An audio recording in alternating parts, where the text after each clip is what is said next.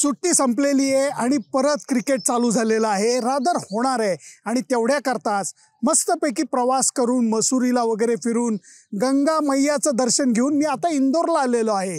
आणि इंदोरला धर्मशालाची जी कसोटी होती ती इकडे शिफ्ट झालेली। मी आता यशवंत क्लबला राहतोय, अक्षरशः ज्याला स्टोन थ्रोइंग डिस्टन्स म्हणतात, दगड फेकण्याच्या अंतरावरती मागं होळकर स्टेडियम आहे जिथे कसोटी सामना होणार आहे।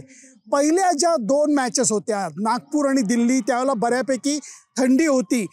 इंदोरला तसं नाहीये, सकाळ पहाट आणि रात्र ही थोडीशी थंड हवा असते, परंतु दिवसा मस्तपैकी ऊन आहे, निरभ्र आकाश आहे।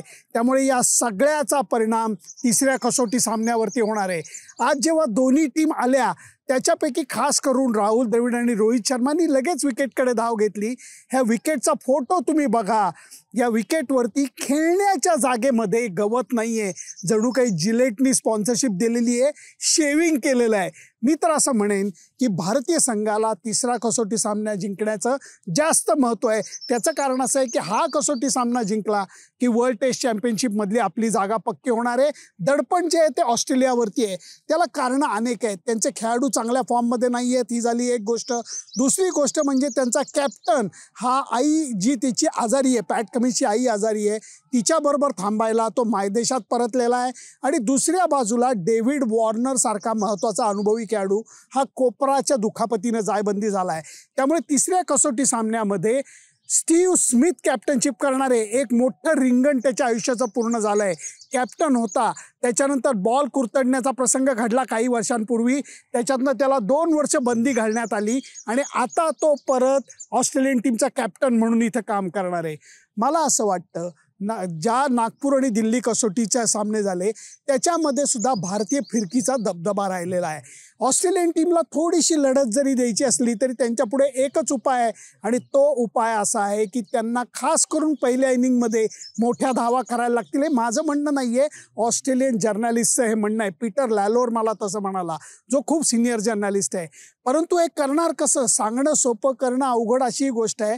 कारण रवींद्र जडेजा, अश्विन आणि अक्षर पटेल समोर त्यांची भंबेरी उडालेली आहे। ग्रेग चॅपल म्हणतो फक्त स्वीप करून चालणार नाही, कारण स्वीप करण्यासाठी तुम्हाला अगोदरच तो शॉट मनात ठेवायला लागतो। मला असं वाटतं की त्याच्यापेक्षा कौशल्य लागतं असं ग्रेग चॅपलला म्हणावंसं वाटलं असेल। ती प्रॅक्टिस आज ऑस्ट्रेलियन टीम मला करताना दिसली। त्याचं कारण तुम्हाला सांगतो, सरावादरम्यान ते फक्त स्वीपचा सराव करत नव्हते, ते बचावावरती सुद्धा लक्ष द्यायचा प्रयत्न करत होते। म्हणून मी म्हणेन की हा सामना हा ऑस्ट्रेलियन टीमसाठी तेवढाच महत्त्वाचा आहे जेवढा भारतीय संघासाठी महत्त्वाचा आहे। या सगळ्याचा विचार करता मला असं वाटतं की परत एकदा पहिली बॅटिंग ही महत्त्वाची ठरणार आहे। पहिल्या 2 मॅचेसमध्ये लक हे ऑस्ट्रेलियाच्या बाजूनी होतं, दोन्ही वेळेला त्यांना पहिली बॅटिंग करायची संधी मिळाली होती, ज्याचं सोनं नाही त्यांनी माती केली, कमी धावा केल्या, ज्याचा फायदा आहे तो भारतीय टीमने उचलला। मला वाटतं या सामन्यामध्ये देव करो आणि भारतीय संघाला जर का पहिली बॅटिंग मिळाली, या विकेटवरती एक धमाल किस्से घडलेले आहेत। मला वाटतं सचिनचं मोठं शतक आहे, नंतर वीरेंद्र सहवागचं द्विशतक हे याच मैदानावरती झालेलं आहे।